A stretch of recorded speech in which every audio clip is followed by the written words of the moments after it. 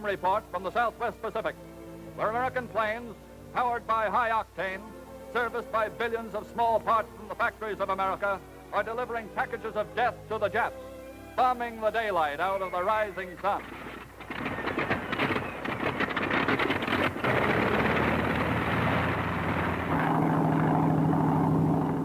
Strike at Hansa Bay, New Guinea. A force of 100 Liberators, Fortresses, and medium Mitchells drops 180 tons of explosives. Hits on bivouac areas, supply, fuel, and ammunition dumps. Other results, 1 freighter, 45 barges destroyed. All American planes returned.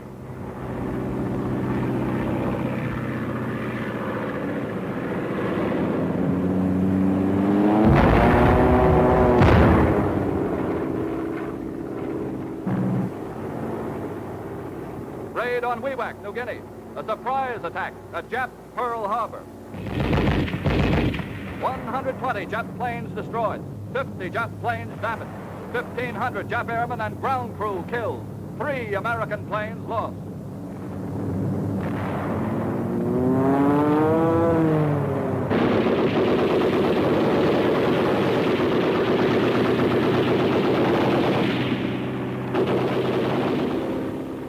This is where the Japs learned about skip bombing.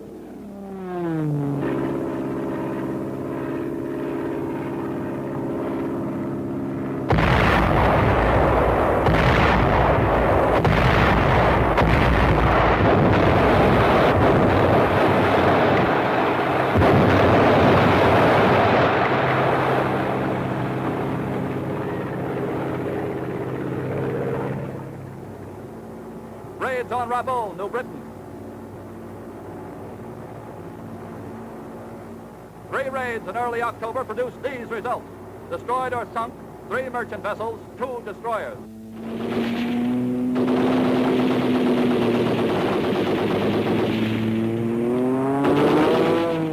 100 jet planes destroyed on the ground. 50 jet planes damaged on the ground. 26 out of 40 jet fighter planes destroyed in the air. 5 U.S. planes missing, others damaged.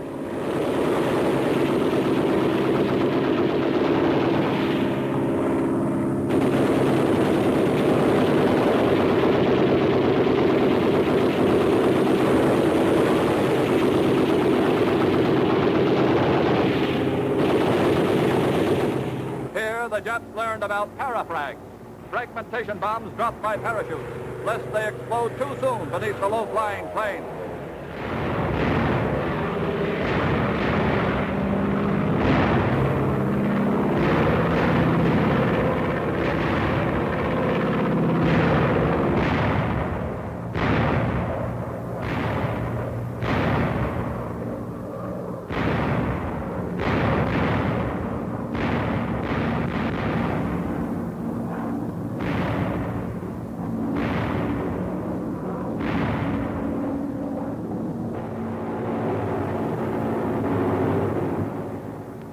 American fighter planes with 100 octane gunning them across the sky on business of their own. GSAP stands for Gun Sight Aiming Point. Cameras synchronized with the bullets. For the next few minutes, you'll get a gun sight view of the target. Hang on. Finchhofen, Lieutenant Richard L. West in combat with a Jap fighter.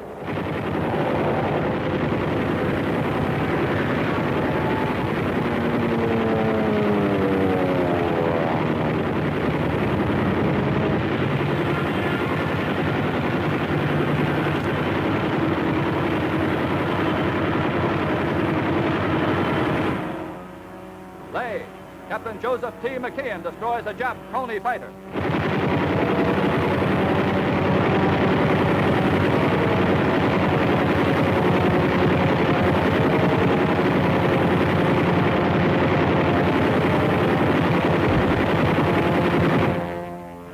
Huan Gulf, Lieutenant Noel R. Lundy destroys a Jap Zeke fighter.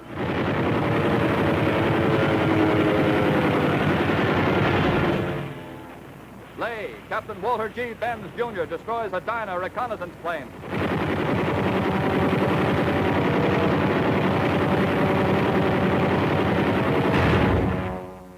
Lay, Major Thomas L. Lynch destroys a Jap dive bomber. Whack, Major Lynch destroys a Jap Dyna reconnaissance plane.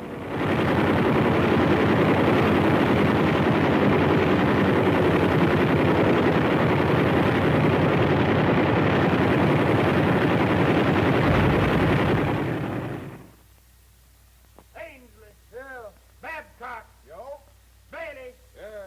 Baker. Yeah. Baldwin. Oh. Barker. Yeah. Barnum. Yeah.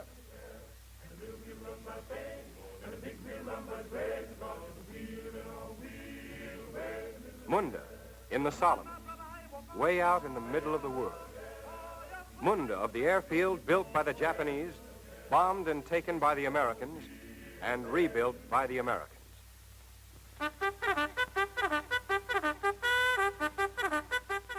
Munda, rebuilt by this American, and hundreds more like him. Rebuilt by Bolton. Hip. Boyle. Yeah. Brown. You.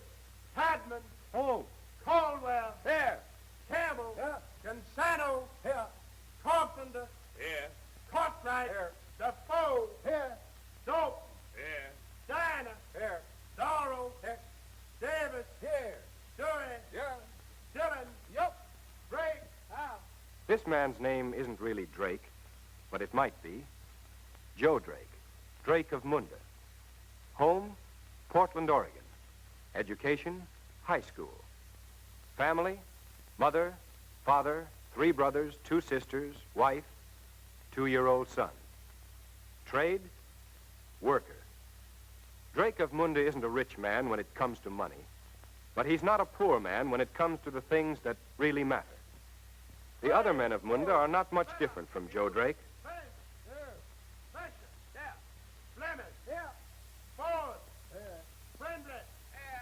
The roll of honor goes on and on. At home or out yonder when the roll is called, the men of America answer and go to their work. Build up and break down. That's the story of war. Break down and break down until the enemy is driven away or destroyed. Then build and build quickly. Build to advance the day the war will end, the day the peace will begin. Fill in the holes, level the earth, pack it down smooth and hard. It's the new world that's being made. These men are not just repairing an airfield. They're repairing human life. They're restoring human rights.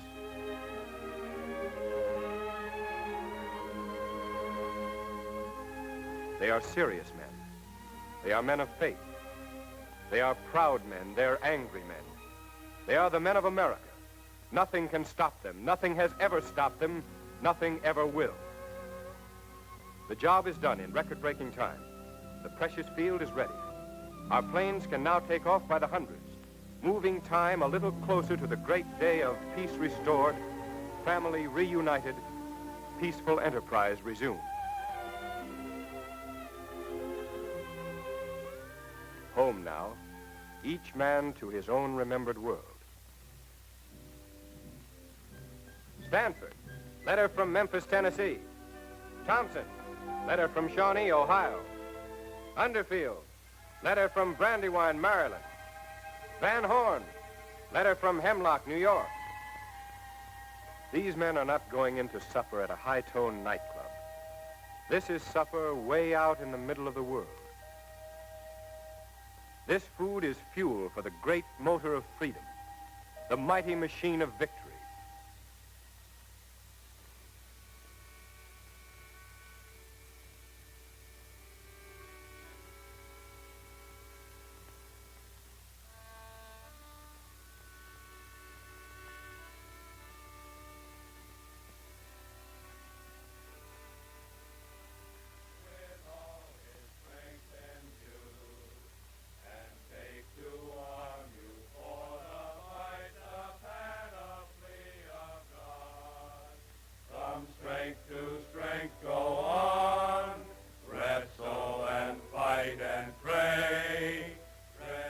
Good luck, men of America, way out in the middle of the world.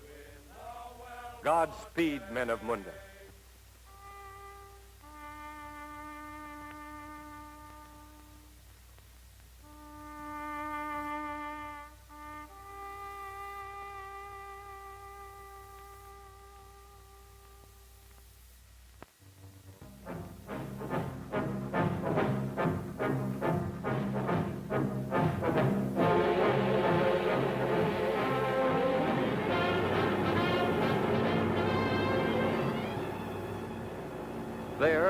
far below this plain, down on that Italian beach, is the landing fleet of the American Fifth Army. The Fifth Army took this place by storm, with warships and men blasted by an alert and savage enemy. They took this place under the command of General Mark Clark, who stood on the beach at Salerno and said, "We are here to stay. Not 1 foot of ground will be given up." This is the sightseeingest war there ever was. The soldiers of the Fifth Army kept their eyes peeled as they moved along the dusty roads. They moved in jeeps and tanks, on foot, in ducks, half-tracks, tank destroyers.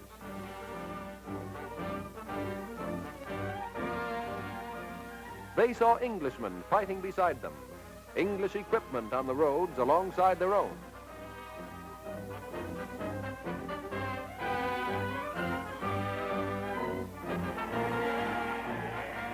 This welcome might have taken place in any city an American army enters these days. This could have been Algiers or Bizerte or Salerno or Hartford.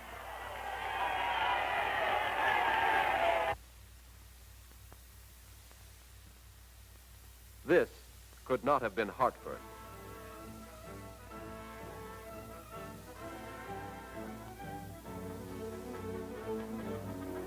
Once on the roads of this ancient country, the chariots of Caesar and the elephants of Hannibal.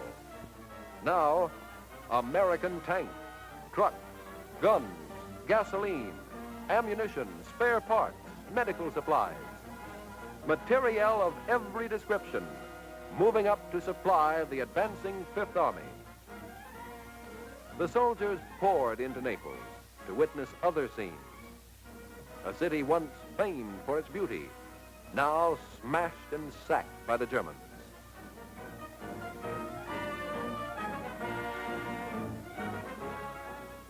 People begging for clothes, water, bread.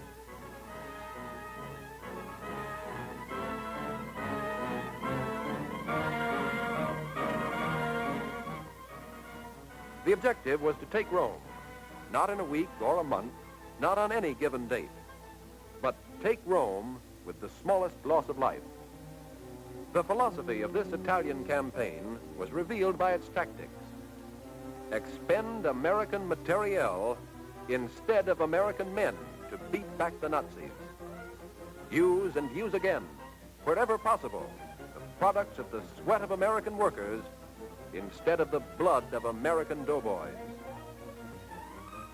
The rounds of artillery were measured by the millions, more than the Germans ever dreamed could be used.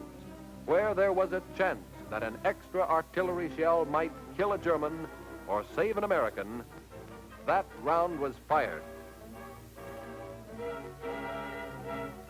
The Fifth Army moving up. Wreckers pulled down the tottering walls.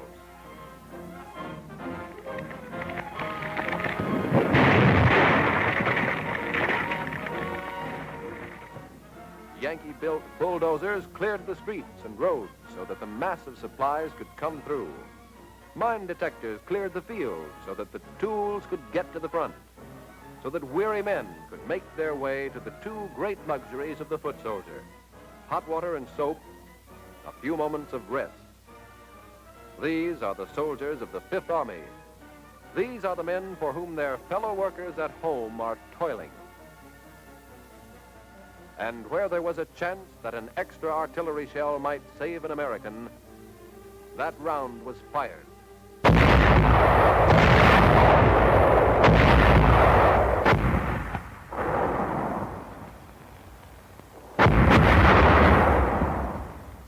The Fifth Army moving up into Avellino to behold more sights.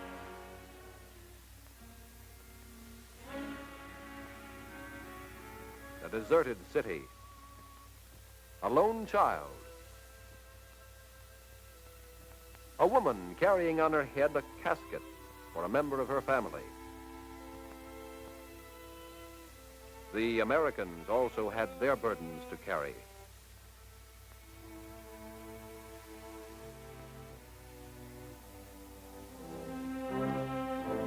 These were honored in their generations and were the glory of the time.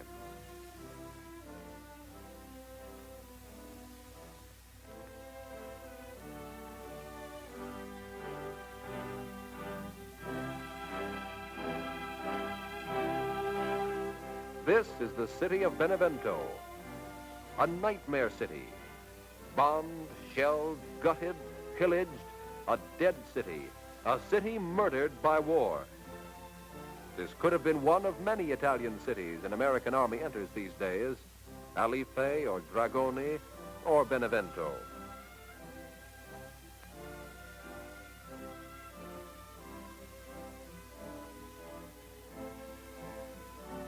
This, the sightseeing Fifth Army saw, and thank God it could not have been San Diego or Boston or Hartford.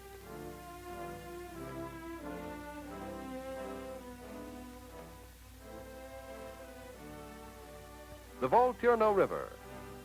Across this river, the road to Rome. Here the retreating Germans dug in. Every bridge was blown. The Fifth Army moved up. Pontoon bridges were built and the reinforcements swung through. Tanks, trucks, guns, gasoline, ammunition, spare parts, medical supplies, materiel of every description. Tons upon tons of these instead of lives upon lives of American fighting men. The Americans fought the enemy and the elements. They had battered their way to the Volturno. Now they were to witness anxious moments, desperate sights. Trucks mired in the mud.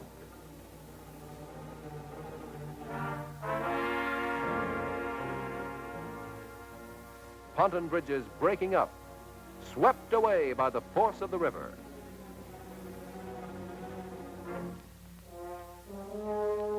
But the indomitable engineers, slashed by wind and storm, in the face of enemy fire, built new ones. The Fifth Army moving up, across the Volturno, across every barrier on the road to victory.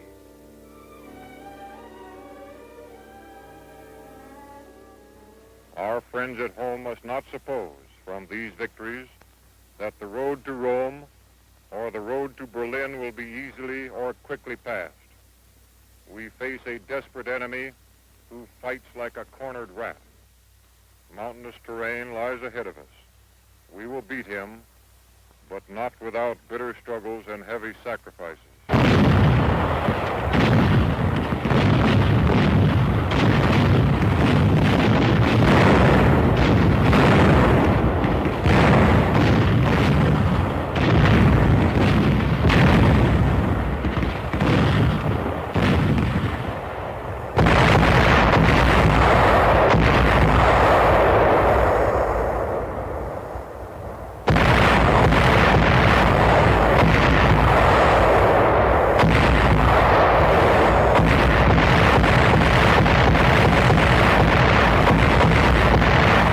Soldiers who are moving forward against the enemy's fire know that the war has still a long course to run.